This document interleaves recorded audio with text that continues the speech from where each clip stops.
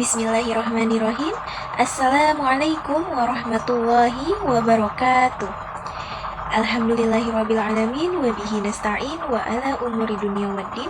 Wassalatu wassalamu ala ashrafil anbiya'i wal mursalin wa ala alihi wa sahbihi ajma'in. Rabbi syrahli sadri wa yassirli amri wahlul 'uqdatam min lisani yafqahu qawli. Amma ba'd.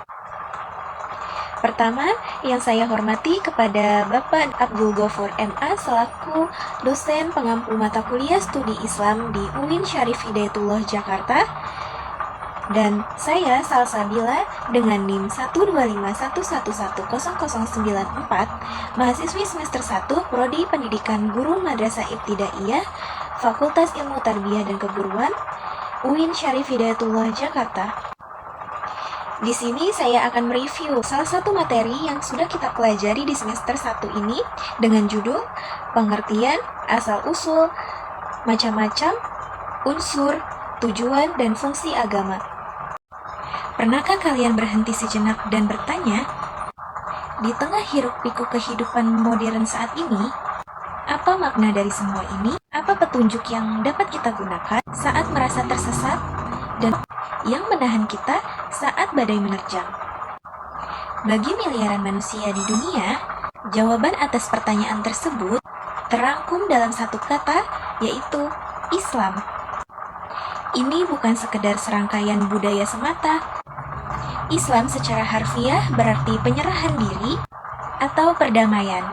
Adalah sebuah panduan yang holistik, sebuah peta jalan yang komprehensif yang ditawarkan oleh Sang Pencipta untuk menunjukkan arah eksistensi pada manusia. Islam adalah sebuah cara hidup, cahaya yang menerangi kehidupan, dan sebuah panduan yang komprehensif yang telah membentuk peradaban, menginspirasi miliaran jiwa, serta menawarkan kerangka kerja moral yang mendalam. Namun, apa sebenarnya hakikat dari agama Islam itu? Bagaimana ajarannya relevan di era modern saat ini? Maka simak terus video ini karena saya akan membahas lebih lanjut tentang inti ajaran Islam yang memberikan makna dan arah pada hidup kita. Pengertian agama. Agama berasal dari bahasa Sanskerta, di mana a berarti tidak dan gama berarti kacau. Jadi, agama artinya tidak kacau, tetap di tempat, dan diwarisi turun-temurun. Selanjutnya, dikatakan lagi bahwa agama merupakan tuntunan. Memang, agama mengandung ajaran-ajaran yang menjadi tuntunan hidup bagi penganutnya. Sedangkan secara terminologis, agama adalah keyakinan terhadap kekuatan supranatural dan pedoman hidup yang mengatur hubungan manusia dengan Tuhan, manusia dengan sesama manusia, dan manusia dengan alam sekitar. Adapun pendapat dari yang lain, agama adalah hubungan antara makhluk dan penciptanya yang diwujudkan dalam sikap batin dan ibadah yang dia lakukan, yang tercermin dalam sikap sehari-hari. Lanjut, mengenai pembahasan asal-usul agama dari wahyu dan akal. Sebagaimana akal, wahyu secara terminologi juga berasal dari bahasa Arab yang artinya isyarat, tulisan, suara, dan pemberitahuan yang tersembunyi. Namun, secara etimologi, wahyu merupakan firman Allah kepada para rasul dan nabi. Konotasi wahyu adalah Al-Quran, yaitu perkataan Allah melalui perantara Jibril kepada Nabi Muhammad. Adapun proses terjadinya komunikasi antara Tuhan dengan Nabi tercantum pada ayat di bawah ini. Ayat Al-Quran di atas menjelaskan bahwa Allah menyampaikan wahyu kepada para rasul menggunakan 3 metode, yaitu membisikkan ke dalam jiwa, juga dengan mengutus seorang malaikat. Wahyu merupakan ilmu yang datang kepada diri seseorang dan diyakini berasal dari Allah, baik melalui lisan maupun tulisan. Terkait hal ini, dijelaskan bahwa Kemampuan akal dan jiwa manusia berbeda sehingga hanya mereka yang memiliki keduanya secara sempurna yang dapat menerimanya. Adapun pribadi yang memiliki kesempurnaan akan hal itu hanyalah nabi dan rasul. Sebab kecerdasan dan kemampuan mereka berada di atas manusia biasa. Akal. Kata akal berasal dari bahasa Arab al-aqlu yang memiliki beberapa arti, diantaranya adalah menahan dan mengikat. Selain itu, akal diartikan sebagai berpikir atau memahami, memberikan dalil dan argumentasi. Menurut Mu'tazilah, mereka mendudukan posisi akal sebagai posisi tertinggi sehingga mampu mengetahui segalanya. Kewajiban mengetahui Tuhan, mengetahui baik buruk, dan kewajiban mengerjakan kebaikan serta menjauhi perbuatan buruk. Lanjut ke macam-macam agama.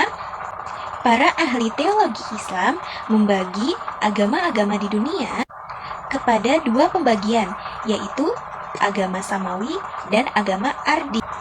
Agama samawi berasal dari kata as-sama yang berarti langit.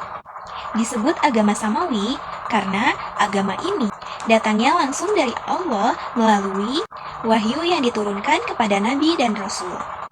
Artinya, agama samawi bukan hasil pemikiran manusia, melainkan bersumber dari petunjuk ilahi.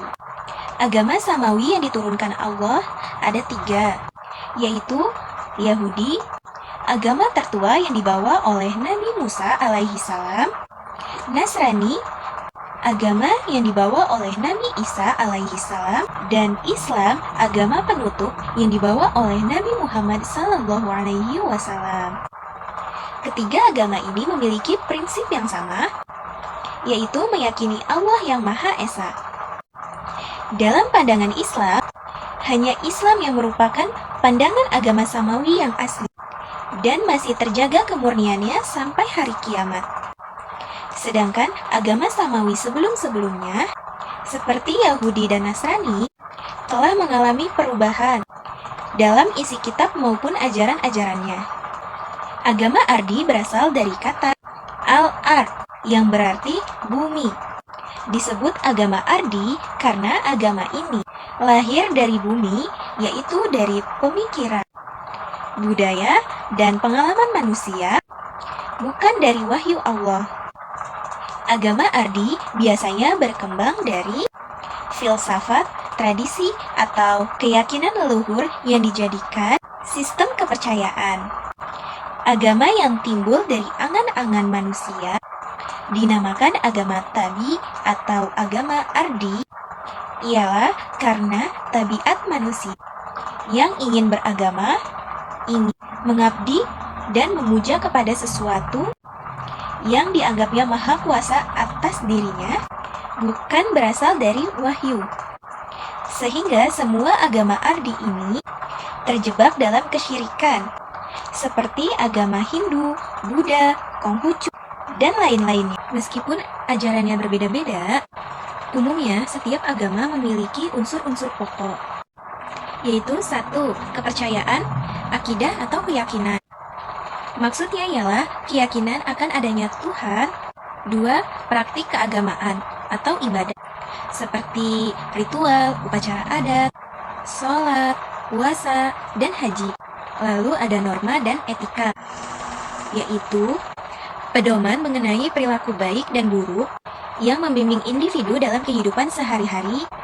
Adapun kitab suci sebagai sumber ajaran dan pedoman hidup yang diyakini berasal dari Tuhan.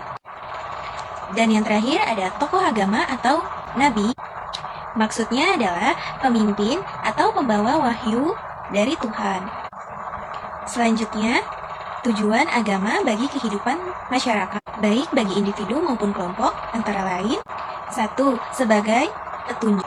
Maksudnya adalah agar manusia hidup dengan baik dan terarah, dapat memberi ketenangan batin, yakni memberikan rasa aman, dan yang terpenting, kesejahteraan psikologis. Dan adapun tentu manusia mencapai keselamatan hawa nafsu dan menemukan kebahagiaan dunia dan akhirat. Agama juga mempunyai fungsi di kehidupan sosial, tuh. 1. Fungsi edukatif untuk mengajarkan nilai-nilai moral dan etika. 2. Fungsi kontrol sosial untuk mengendalikan tindakan dan menjadi batasan terhadap penyimpangan perilaku. 3. Ada fungsi solidaritas untuk memperkuat rasa persaudaraan dan kebersamaan. Yang terakhir, ada fungsi transformatif dan kreatif, yakni mendorong individu untuk berkorban dan berinovasi demi kebaikan, serta membangun harmoni antar umat beragama. Sekian penjelasan materi tentang inti ajaran agama Islam. Kurang lebihnya mohon maaf. Wallahul muwaffiq ila aqwamit thoriq. Wassalamualaikum warahmatullahi wabarakatuh.